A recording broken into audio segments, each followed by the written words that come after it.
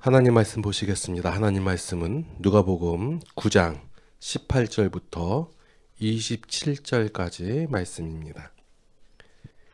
예수께서 따로 기도하실 때 제자들이 주와 함께 있더니 물어 이르시되 무리가 나를 누구라고 하느냐? 대답하여 이르되 침례 요한이라 하고 더러는 엘리야라 더러는 옛 선지자 중에 한 사람이 살아났다 하나이다. 예수께서 이르시되 너희는 나를 누구라 하느냐? 베드로가 대답하여 이르되 하나님의 그리스도이시니이다 하니 경고하사 이 말을 아무에게도 이르지 말라 명하시고 이르시되 인자가 많은 고난을 받고 장로들과 대제사장들과 서기관들에게 버림받아 죽임을 당하고 제3일에 살아나야 하리라 하시고 또 무리에게 이르시되 아무든지 나를 따라오려거든 자기를 부인하고 날마다 제 십자가를 지고 나를 따를 것이니라. 누구든지 제 목숨을 구원하고자 하면 잃을 것이요 누구든지 나를 위하여 제 목숨을 잃으면 구원하리라. 사람이 만일 온 천하를 얻고도 자기를 잃으면 빼앗기든지 하면 잃든지 빼앗기든지 하면 무엇이 유익하리요? 누구든지 나와 내 말을 부끄러워하면 인자도 자기와 아버지와 거룩한 천사들의 영광으로 올 때 그 사람을 부끄러워하리라. 내가 참으로 너희에게 이르노니 여기 서 있는 사람 중에 죽기 전에 하나님의 나라를 볼 자들도 있느니라. 아멘. 우리가 하는 착각 중에 하나가 뭐냐면요. 내가 잘 설득을 하고 어떠한 것에 대해서 설명을 하고 또 거기에 대해서 듣는 사람으로 하여금 어떤 감동을 주면 그러면 그 죄인들이 그 하나님을 알 수 있을 것이다 라는 그러한 생각이에요.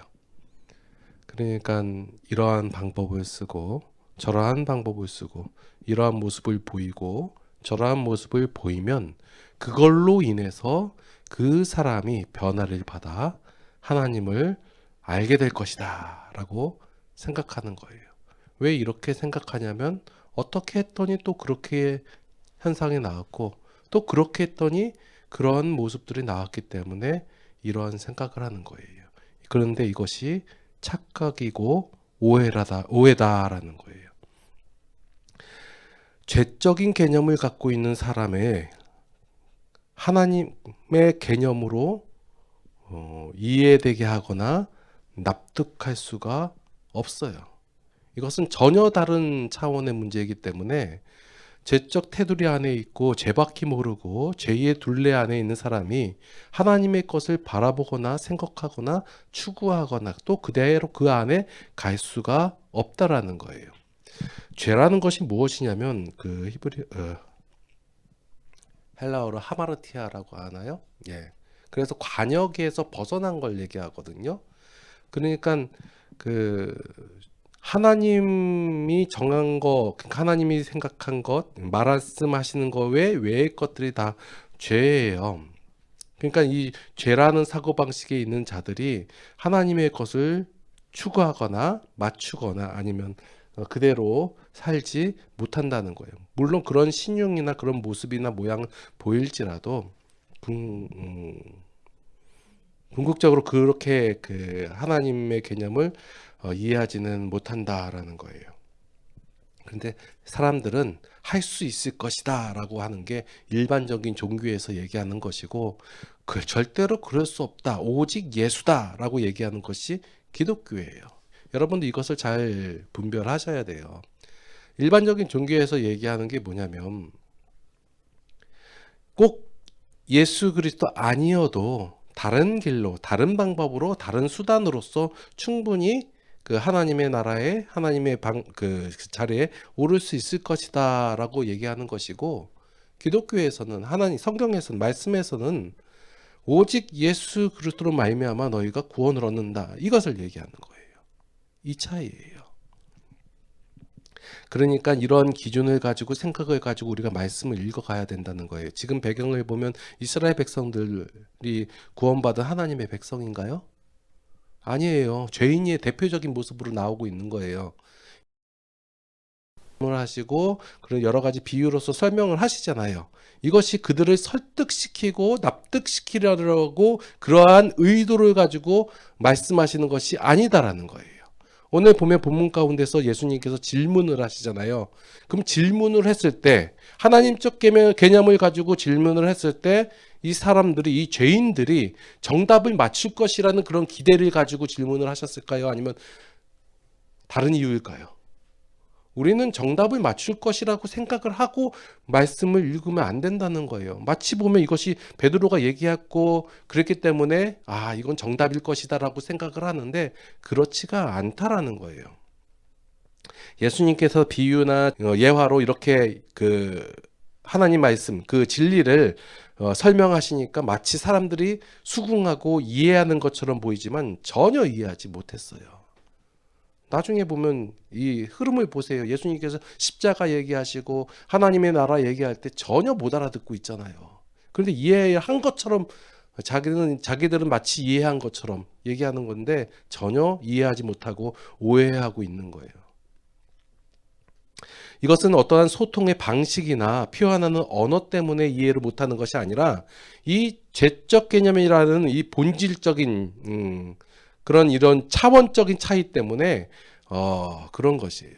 그러니까 우리가 하나님의 말씀인 복음을 전할 때 어떤 내용이나 표현하는 방식 아니면 그 언어 뭐 어떤 내용 이런 것 때문에 복음을 전하거나 못하거나 하는 것이 아니다예요. 각각의 처한 상황에 맞춰서 하나님적 개념을 아는 자들이 각각의 재능대로 환경대로 하나님의 복음을 전할 때에 하나님께서 역사하신다는 것이지 어떠한 수단과 방법으로 인하여 하나님께서 역사하시는 것이 아니다라는 거예요. 이것이 자꾸 우리가 놓치고 있는 부분이에요.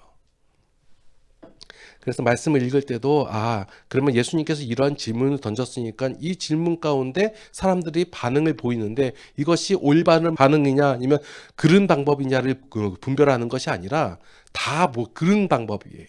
그르다예요. 그러면 예수님께서 왜 이러한 질문을 던졌고 그 질문에 대한 내용으로서 어떠한 얘기를 끌어가시는지 거기에 우리가 초점을 맞추고 말씀을 읽어가야 되는 거예요. 그러니까 18절 말씀을 읽고 나서 그러니까 그 내용 읽고 나서 22절 말씀을 읽고 그 다음에 23, 24절 뭐 많이 유명한 말씀이잖아요. 보면 자기 십자가를 나를 쫓을 것이다. 뭐 이런 얘기 있잖아요. 그게 왜 나왔는지 그것을 우리가 어떻게 받아들여야 되는지를 이 흐름 가운데서 이해를 해야 된다라는 것이에요. 자, 오늘 18절 말씀해 보니까 사람들이 나를 누구라 하냐라고 예수님께서 질문을 하시는 거예요. 이것은 뭐예요? 예수님께서 궁금하신가요? 이제 사역을 하고 막 그 능력을 보여주시고 기적을 보여주시고 나서 야, 사람들이 나를 보고 뭐라고 하냐라고 궁금해서 물어보시는 걸까요? 아니에요. 혹시 예수님께서 하나님의 아들인지 그것이 그 메시아 하나님께서 보내실 자 구원자라는 사실을 사람들이 인식했을까? 눈치챘을까? 하고 물어보시는 그러한 장면일까요? 아니에요. 이것은 사람들로 하여금 대답이 옳게 나오냐 그르게 나오냐를 보는 것이 아니라 어떤 예수님께서 그 하나님에 대해서 예수님에 대해서 가르치기 위해서 질문을 하신 거예요. 자, 18절 말씀에 보니까 무리가 나를 누구라냐라고 물어보고 20절 말씀에 제자들에게 또 너희는 나를 누구라 하고 물어보세요. 그럼 제자들은 뭔가 특별한가요? 계속해서 제가 말씀을 드리는 것처럼 제자들이나 백성들이나 다 똑같은 죄인들이에요. 그 중에서 예수님께서 그냥 선택하셨는데 이것이 그 선택된 자의 어떤 특별한 힘이나 아니면 자세나 어떤 싹수가 보였기 때문에 선택한 것이 아니라 그냥 대표적으로 샘플로서 선택한 거예요. 그래서 오히려 그 일반 백성들보다 더 못한 자들, 더 무지한 자들, 더 형편없는 자들을 세운 것이 제자들이에요. 그 중에서 가장 형편없는 자가 누구예요? 베드로요. 그러니까 수제자를 세웠지. 이 얘기하면 또 길어지니까 계속해서 말씀을 드릴게요. 그러면 이 제자들에게 물어볼 때 예수님께서 정답을 기대하고 물어봤을까요? 아니요. 우리가 흔히 착각을 해요. 예수님께서 선택한 그 수지자의 베드로가 대답했으니까 이것은 정답이다. 그래서 많이 우리가 얘기를 하잖아요. 주는 그리스도시요 살아계신 하나님의 아들이시니다. 주는 오늘 말씀해 보니까 하나님의 그리스도이시니다. 그런데 참 재밌는 말씀이 뭐냐면 그리스도라는 말 있잖아요. 이게 그 마사흐라는 단어에서 나온 건데 기름을 붓다예요. 이게 언제 기름을 부었냐면 왕이나 선지자나 제사장, 그러니까 하나님께서 하나님의 일을 맡긴 자들에게 기름을 붓는 거예요. 그게 그 그 히브리어로 하면 메시아고 그 헬라어로 하면 그리스도예요. 그러니까 당시에 왕이나 선지자, 제사장 이러한 사람들이 기름 부음을 받았다는 거예요. 그런 사람들에게 그리스도라는 표현, 이것이 특별한 호칭이나 표현이 아니라 일반적인 표현이에요. 그리스도다. 하나님의 기름을 받은, 누가 봐도 선지자처럼 보이고 누가 봐도 그 하나님께서 쓰시는 사람처럼 보이잖아요. 그러니까 베드로가 뭐라고 얘기했냐면 주는 하나님의 그리스도이시니다. 이게 그냥 선지자라고 얘기하는 일반 사람들이 얘기한 거하고 똑같은 대답을 한 거예요. 우리는 자꾸 그 메시아 그리스도라는 개념이 그 개념부터 머리에 박혀 있었기 때문에 이 말씀을 읽을 때 이게 정답이구나 라고 바라본단 말이에요. 그래서 지금 베드로의 대답은 어떤 특별한 대답도 아니고 정답도 아니에요. 그럼 다시 원래대로 돌아가서 예수님의 질문 자체가 애초에 질문이 아니었고 정답을 기대하는 그런 물음이 아니에요. 대화의 목적을 설명하기 위한 질문, 그러니까 대답을 원하는 질문이 아니라 질문을 던짐으로 하여금 거기에 대해서 생각하게끔 한 거예요. 평상시 전혀 생각하지 못하고 있다가 예수님께서 질문을 던지니까 사람들이 뭐라고 얘기하지? 그리스도다 라고, 하나님이 일하는 거다 하고 얘기한 후에 그 다음에 22절 말씀이 나오는 거예요. 당시에 사람들, 그러니까 사람 이스라엘은 이방 나라로부터 계속해서 그 압제를 받았거든요. 그러니까 구약 시대 때 바벨론으로 끌려간 이후로부터 계속해서 압제를 받았어요. 그 당시에 그 강대한 강대국으로 인해서. 그래서 예수님께서 계셨을 그 당시에는 로마의 압제를 받고 있었죠. 그래서 사람들이 계속해서 기다리던 인물이 뭐냐면 그러한 압제로부터 벗어나게 할 수 있는, 해방시킬 수 있는 그런 능력 있는 영웅, 메시아, 그리스도를 원했단 말이에요. 그래서 사람들은 예수님께서 이런 놀라운 기적을 보여주시니까 이 예수가 우리를 이러한 압제로부터, 압박으로부터 구원할 그런 그리스도이가 아닐까 하고 대답을 한 거예요. 그러니까 선호하고 바라고 있는, 그러니까 예수님께 원하고 있는 내용은 뭐예요? 우리의 압제, 다 지금으로 얘기하면 뭐 가난으로부터의 해방, 아니면 뭐 그 어떤 건강으로부터, 질병으로부터 해방, 아니면 어떤 문제로부터 해방, 이것을 원하는 그런 영웅으로서의 메시아로서의 예수님을 기대하고 있다는 거예요. 이스라엘 백성들은 로마의 압제로부터 구원, 지금 우리들은 우리의 여러 가지 닥친 문제로부터의 해방, 그걸 바라보고 예수님을 그런 역할을 해주길 기대함으로 바라보고 있을 때 예수님께서 질문을 던지고 그에 대한 대답을 하시는 거예요. 그게 22절 말씀이에요. 이르시되 인자가 많은 고난을 받고 장로들과 대제사장들과 서기관들에게 버림받아 죽임을 당하고 제3일에 살아나야 하리라 하시고, 이게 대답이에요. 여러분들 이 말씀 읽으면서 충격이 안 오시나요? 충격이 오는 거예요. 우리가 바라봤을 때는 예수님께서 사람들로 하여금 모아가지고 어떤 너희가 이제 군대를 만들어봐. 그러면 내가 그 군대를 겁내 강하게 해줄게. 이렇게 얘기하시든지, 아니면 탁월한 사람들, 각 분야의 탁월한 사람들 모아가지고 새로운 나라를 만들든지, 이렇게 대답을 원하고 상상하고 바랬단 말이에요. 그런데 예수님의 대답이 뭐예요? 인자가 많은 고난을 받고, 그래 고난을 받을 수 있지. 그 다음에 다시 일어서면 되니까. 장로들과 대제사장들과 서기관들, 우리가 지금 말씀을 읽을 때 당시의 대제사장들, 서기관들, 장로들 이 사람들이 나쁜 것처럼 보이지만 당시의 국민들, 백성들에게 이 사람들은 엘리트고 리더 자리예요. 이러한 사람들에게 배척을 당하고 어떤 그 고난을 받는다? 이거는 아니에요. 그리고 게다가 죽는데요. 3일 뒤에 살아난다는 거 이거는 눈에도 안 들어오고 이런 말씀을 하는 거예요. 이 앞뒤가 안 맞는 말씀을 하시는 거예요.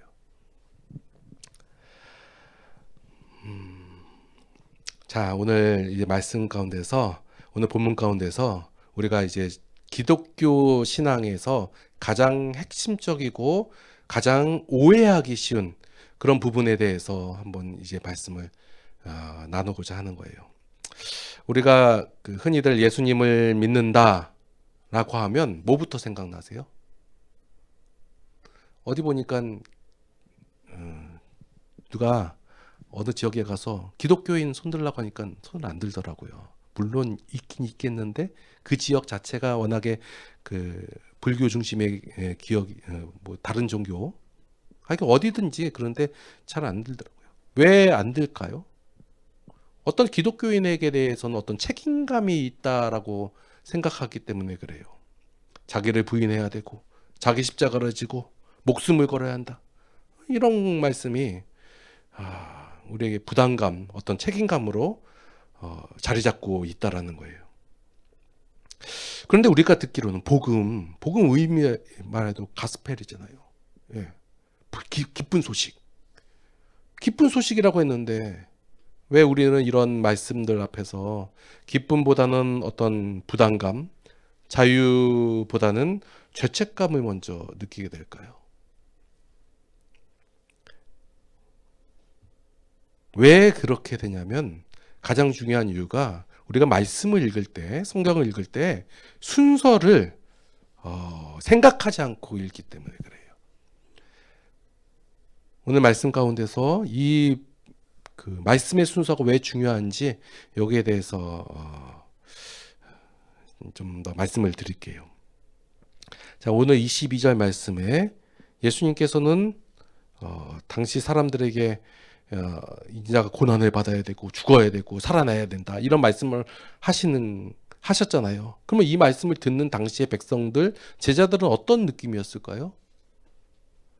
백성들과 제자들의 기대는 예수님께서 힘을 모아가지고 아니면 명령을 내리시기만 하면 당시에 그 압제하고 있는 로마의 세력에 대항해서 뭔가 싸울 비장한 각오 이런 걸 하고 있을 때 고난받고 죽어야 된다라고 하니까 뭐예요? 어안이 벙벙하고 황당무계하고 이런 기분이었을 거란 말이에요. 당시 열정적인 사람들은 기대를 하고 아니면 칼을 준비하고 아니면 세력을 준비하려고 마음 먹고 있었는데 예수님께서 이런 말씀을 하시니까 어때요? 힘이 빠지는 말씀이란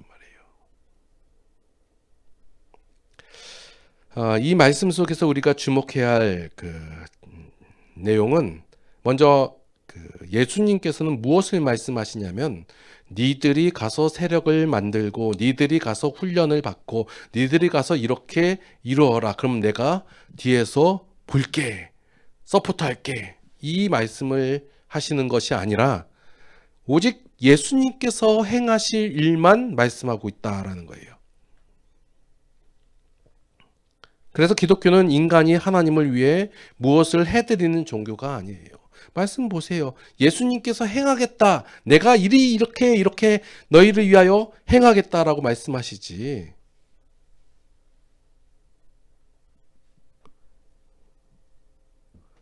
기독교는 하나님께서 우리를 위하여 친히 행하실 일을 선포하는 그러한 종교다라는 거예요. 세상에서는 지금 너희가 이렇게 행하라라고 강요하고 말을 하고 있지만 우리의 주 되시고 우리의 목자 되시고 우리의 왕이 되신 예수님께서는 하나님께서는 내가 이렇게 행하리라 라고 선포하고 계시다라는 거예요. 그래서 많은 분들이 이 말씀을 읽을 때 22절을 그냥 뚝 뛰어넘고 별로 뭐 내용 아니고 살아나신대 하고 우리는 그렇게 받아들이고 넘어가고 어디에 집중하냐면 23절과 24절 말씀에 집중을 하는 거예요. 22절은 예수님께서 행하실 일이니까 내가 알 바 아니다 하고 나 모른다 하고 알아서 하시겠지 하고 넘어가고 23절과 24절 보니까 내가 행할 일이 나오는 거예요. 그 내용이 뭐냐면 자기를 부인하고 십자가를 지고 여기에 이제 집중을 하는 거예요. 자, 아무든지 나를 따라오려거든 자기를 부인하고 날마다 제 십자가를 지고 나를 따를 것이니라. 자, 이 말씀 읽으시면 여러분 어떠세요? 저는 마음이 무거워요. 자기 십자가를 지고 내 십자가는 얼마나 할까? 그냥 십자가 목걸이만 하면 좋겠는데 어떤 사람은 통나무 2개 다 지고 댕기시고 그러는데 예수님을 믿는 건 가시밭길이구나. 그리고 누구보다도 자기 자신을 알잖아요. 내 삶과 내 모습을 보면 십자가는커녕이고 나는 이런 것을 가까이 갈 자격도 없다라는 생각이 우선적으로 들고 맙니다. 그런데 여기서 우리가 한 가지 질문을 던져야 돼요. 어떠한 질문이냐면 죄인인 인간이 스스로 자기를 부인하고 목숨을 버릴 수 있냐라는 거예요. 그럴 수 없다예요. 절대 할 수 없다예요. 죄인이 어떻게 자기를 부인해요? 목숨 던지는 거야 뭐 할 수 있겠지만 그게 뭐 결국은 자기를 위한 것인데. 예수님께서는 죄인이 스스로 의로워질 수 없다라는 사실을 누구보다도 잘 아시는 분이세요. 그런 예수님께서 죄인들에게 지금 의인이나 할 수 있는 이러한 내용들을 요구하시면 그것은 모순이다라는 거예요. 그런데 왜 이 말씀을 하셨을까요? 그것은 바로 22절 때문에 그래요. 예수님께서 고난을 받으시고 죽으시고 부활하심으로 말미암아 우리를 죄에서 건져내시고 나시면 그 은혜를 입은 자들이 그들의 삶 속에서 자연스럽게 나타날 상태가 무엇이냐면 23절과 24절의 말씀이다라는 거예요. 예수님께서 우리를 위하여 죽으시고 우리를 죄인에서 의인으로 만들어진 후에 그 결과로 말미암아 너희들은 이제 자기 자신에게 매인 그런 삶에서 벗어나 예수 그리스도를 따르는 그러한 자유로운 삶을 살게 될 것이다 라는 예수님의 약속의 말씀이다라는 거예요. 그래서 기독교는 다른 종교와 달리 순서가 중요해요. 예수님께서 행하시는 그 사역을 먼저 선포하시고 오시자마자 그냥 십자가에 달려 들어가시면 어떻게든 죽으시고 부활하시면 될 텐데 오셔가지고 약속을 하시고 행함을 하시고 그 다음에 사역을 선포하셨단 말이에요. 이것이 바로 우리의 복음의 근거예요. 그리고 나서 그로 말미암아 그 근거로 말미암아 변화되는 우리의 삶, 이것이 바로 복음의 열매다라는 거예요. 자, 그러면 만약에 22절 말씀은 없은 채 23절 말씀이 있다면 기독교는 다른 종교와 다름없이 그러니까 수행하는 그런 종교일 뿐이다라는 거예요. 예수님께서 십자가 지셨으니 너도 십자가 져라.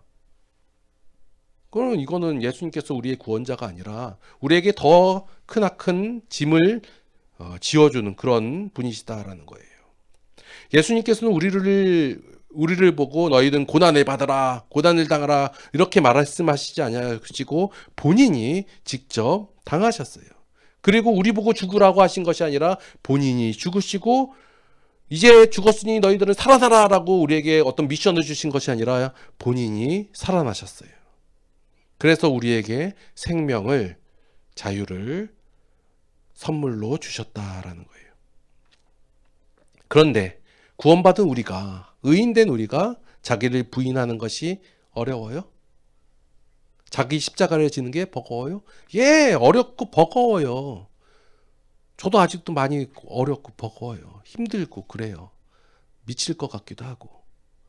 그러면 어떻게 해야 돼요? 우리는 내가 더 수행을 해야 되는데, 내가 고행을 해야 되는데, 내가 더 열심을 내야 되는데, 열정을 보여야 되는데 라고 자기 자학을 한단 말이에요. 그런데 말씀 속에서 뭘 얘기하냐면 22절에서 나온 예수님의 행하심을 들고 가야 된다는 거예요. 아이고 하나님, 22절에 다 예수님께서 행하시고 다 했다고 하는데 나는 왜 아직 안 될까요? 그러니 하나님 빨리 만들어 주세요. 내 삶 속에서 아직 내 그 열매가 부족하니까 열매를 얻게끔 하나님 좀 더 노력해 주세요. 이런 자세로서 하나님 앞에 나아가야죠. 신앙의 실패라는 것은 내가 노력이 부족해서 그런 것이 아니라 하나님의 사역을 신뢰하지 못하는 우리의 불신앙 때문에, 믿음 없음 때문에 그렇다라는 거예요. 하나님을 알지 못하니까, 그에 대한 신뢰가 없으니까 결국은 다 내가 해야 할 일이라고 생각하고 고난 가운데서 신앙의 삶을 살아간다라는 거예요. 기독교는 하나님께서 일하시는 종교예요. 하나님의 일하심으로 말미암아 우리가 자유와 평안을 누리는 거예요. 23절과 24절에서 흔히 말하는, 그러니까 이게 흔히 말하는 제자도라고 얘기하거든요. 이 제자도를 나를 얽어매는 그러한 율법으로 받아들이지 마시라는 거예요. 이것은 예수님께서 얼마나 우리를 영광스럽고 위대한 존재로 변화시킬 것이냐라는 어떤 선언, 그러한 것이에요. 나를 따라오려거든 자기를 부인하라. 나를 부인하고 예수님을 따라가나. 이것은 내가 어떻게 해야겠다는 말씀이 아니라 예수님께서 이제 내가 너를 이제 나를 쫓고 나를 따라옴으로 말미암아 그 평화와 자유와 어떤 기쁨을 누리는 자로 내가 만들어 놓겠다라는 예수님의, 하나님의 선언이다라는 거예요. 그래서 신앙생활은 쉬운 거예요. 내가 하려고 하면 불가능하지만 하나님께서 하신 일을 믿고 의지하면 자연스럽게 흘러가게 되는 거예요. 그 각각의 자리에 있는 거예요. 그러니까 나는 왜 이럴까? 다른 사람을 보면서 나는 왜 저렇게 못할까라고 낙심하거나 우울해하는 것이 아니라 그러한 사람들을 만들어 가신 그 하나님의 열정과 하나님의 일하심을 바라보고 그 하나님으로 인하여 참된 자유와 기쁨 그리고 행복의 삶을 살아가야 할 것이다 라는 거예요.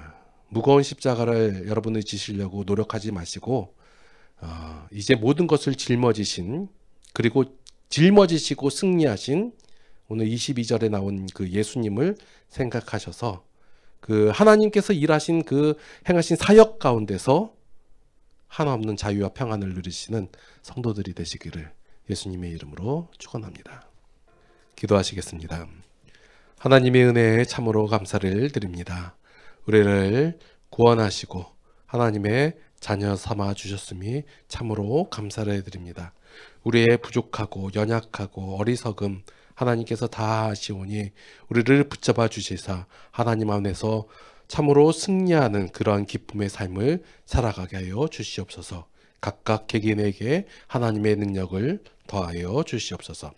이제는 우리 주 예수 그리스도의 무한하신 은혜와 하나님 아버지의 무한하신 사랑하심과 성령님의 감화 감동 교통 인도 보호 역사심이 이제 하나님 안에서 늘 승리의 기쁨을 맛보며 살아가기를 원하는 모든 성도들 머리 위에 이제로부터 영원토록 함께 하시옵기를 간절히 축원하옵나이다. 아멘.